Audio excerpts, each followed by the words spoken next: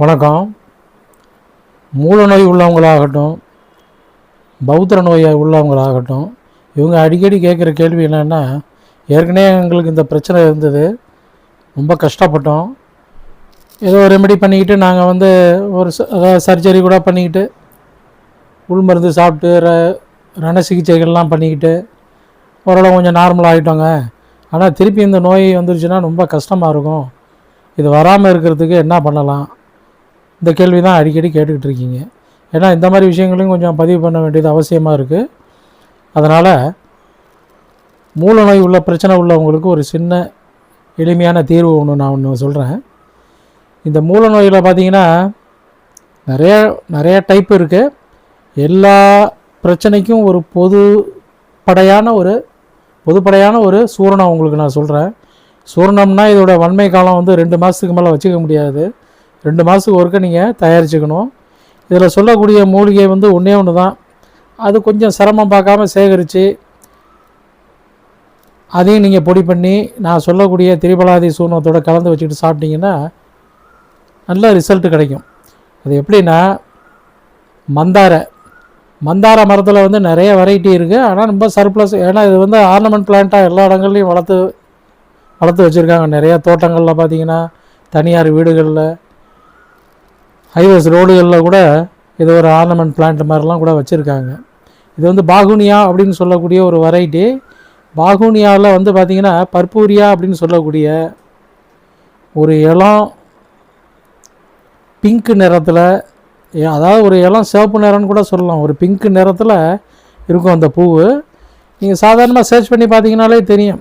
இதை நேரில் காட்டணுன்னு அவசியம் கிடையாது. ரொம்ப சாதாரணமாக கிடைக்கக்கூடிய ஒரு சர்ப்ளஸாக கிடைக்கக்கூடிய ஒரு பிளான்ட்டு தான் இது, ஒரு மரம். இந்த பாகுனியா பர்பூரியா அப்படின்னு சொல்லக்கூடிய மரத்து பட்டையாக இருந்தாலும் சரி, இல்லை பாகுனியா வேரிகேட்டான்னு ஒரு வெரைட்டி இருக்குது, அந்த மரத்து பட்டையாக இருந்தாலும் சரி. பட்டைனா பார்த்திங்கன்னா இது பட்டை ரொம்ப பெருசாக இருக்காது, மென்மையான பட்டையாக தான் இருக்கும். அதை ஒரு கத்தி கொண்டு சீவி கொண்டு நல்லா வெயிலில் சின்ன சின்ன துண்டாக வெட்டி நல்லா வெயிலில் காய போட்டுருங்க. நல்லா காஞ்சதுக்கப்புறம் நீங்கள் மிக்சிலே பொடி பண்ணலாம். அவ்வளோ ஒன்றும் ஹார்டான பொருள் கிடையாது. கொஞ்சம் ஒரு சாதாரணமாக இதை நசுக்கி கொஞ்சம் குறப்பான தூளாகிட்டு அப்புறமா மிக்சியில் போட்டிங்கன்னா சீக்கிரம் அரைக்க வந்துடும். நல்லா நைஸாக அரைக்க வந்துடும். நல்லா காயணும், அது ரொம்ப முக்கியம். நல்லா நைஸாக அரைச்சி ஒரு மென்மையான தோல் உள்ள சல்லடையில் நீங்கள் சலித்து வச்சுக்க வேண்டியது தான். இந்த பவுட்ரு ஒரு 100 கிராம் இருக்குது அப்ராக்சிமேட்டாக அப்படின்னா, ஒரு 200 கிராமு திரிபலாதி சூரணம், அதாவது 1க்கு 2 திரிபலாதி சூரணம் உங்களுக்கு எல்லாம் தெரிஞ்சது தான், ஒன்றும் சொல்ல வேண்டியதில்லை. இந்த கடுக்கா தாண்டிக்காய் நெல்லிக்காய்னு சொல்லக்கூடிய திரிபலாதி சூரணம் எத்தனையோ தனியார் கம்பெனிகள்லாம் விற்கிறாங்க. நாட்டு மருந்து கடையில் கூட இது தனித்தனி பொடியாக கூட கிடைக்கிது. அளவு பிரகாரம் நீங்கள் அதை அரேஞ்ச் பண்ணிக்க வேண்டியது தான். இந்த திரிபலாதி சூரணம் 2 பாகம் இருந்ததுன்னா, 2 பங்கு இருந்ததுன்னா, 1 பங்கு இந்த மந்தார மரத்து பட்டை சூரணம், இதை கலந்து வச்சுக்கோங்க.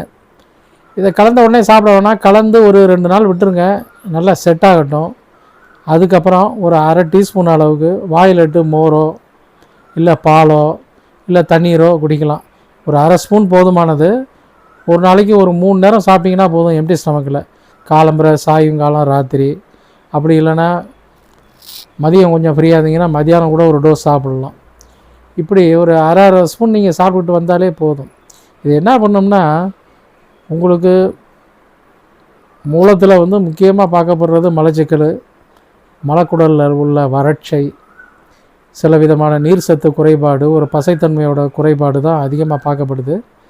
2வது அசுத்தரத்த குழாய்களுடைய முறுக்கங்கள், அதாவது பார்த்திங்கன்னா அதை நல்லா ஹார்டாகி ரத்தம் தேங்கி அதுக்கப்புறம் தான் செப்டிக்காய் வெடிக்கும். இந்த மாதிரி ஒரு ஃபிஷரில், நாள்பட்ட ஃபிஷரில் உள்ளுக்குள்ளே ஜவ்வு அழிவடைகிறது, ரத்தம் மூலம் உள் மூலம் வித்தியாசமான சதை வளர்ச்சி, உள்ளுக்குள்ளே சின்ன சின்ன கட்டிகள்லாம் தோன்றுறது, இந்த மாதிரி எந்த பிரச்சனையாக இருந்தாலும் இந்த சூரணத்தை நீங்கள் தொடர்ந்து சாப்பிட்டுக்கிட்டே வந்தோம்னா நல்ல ரிசல்ட்டு கிடைக்கும். ஏற்கனவே இந்த பிரச்சனையில் பாதித்து கஷ்டப்பட்டவங்க திருப்பி வராமல் இருக்கிறதுக்கு இந்த தூளை நீங்கள் தொடர்ந்து சாப்பிடலாம். இது ஒரு நல்ல உங்களுக்கு ஒரு நிரந்தர மருந்தாகவும் இருக்கும், ஒரு முதலுதவி மருந்தாகவும் இருக்கும். அதாவது நீங்கள் வியாதியாக தீவிரமாக இருக்கும்போது இதை சாப்பிட்டாலும் நல்ல பலன் கொடுக்கக்கூடியது. தொடர்ந்து சாப்பிட்டாலும் நல்ல ரிசல்ட் கிடைக்கும், அதில் ஒன்றும் மாற்றமே கிடையாது. ஆனால் இதில் என்னன்னா, ஒரு அதிகபட்சம் ரொம்ப நாள் இது ஸ்டோரேஜ் பண்ண முடியாது, 2 மாதத்தில் இது வந்து கெட்டுடுது. அதனால் அப்பப்போ நீங்கள் தயாரிச்சுக்கிறது ஒரு நல்ல விஷயம். இதில் வந்து நீங்கள் பட்டையை வந்து சீவும் போது பார்த்திங்கன்னா இதில் 2 விதமான லேயர்ஸ் இருக்கும்.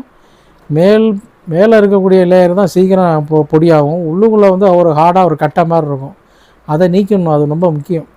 இதை நீங்கள் செஞ்சு பழகுனீங்கன்னா உங்களுக்கு இது வந்து இந்த கைப்பாகம்லாம் புரிஞ்சிடும். இந்த மாதிரி இந்த சூரணத்தை பக்குவப்படுத்தி வச்சுக்கிட்டு மோரில், பாலில், தண்ணியில் இப்படி தொடர்ந்து சாப்பிட்டுட்டே வாங்க, நல்ல ரிசல்ட்டு கிடைக்கும். மூலத்துக்கு இது ரொம்ப நல்லது. ரெண்டாவது பார்த்திங்கன்னா ஆனல் சில பேருக்கு பார்த்திங்கன்னா ஆசனவாய் சின்னதாக சுருங்கி கூட போயிடும். அந்த மாதிரி நிலையில் கூட ஆசனவாயோடைய வாயை வந்து விரிக்கக்கூடிய தன்மை இந்த சூரணத்துக்கு உண்டு. தொடர்ந்து சாப்பிட்டா நல்ல ரிசல்ட்டு கிடைக்கும். அந்தந்த நோய்க்குரிய பத்தியங்களை தொடர்ந்து கடைப்பிடிக்கிறது ரொம்ப அவசியம், அதை ஞாபகத்தில் வச்சுக்கிங்க. மேற்கொண்டு இந்த சூரணம் தயாரிக்கிறது சம்மந்தமாக உங்களுக்கு எந்த சந்தேகம் இருந்தாலும் என்ன கேட்கலாம்.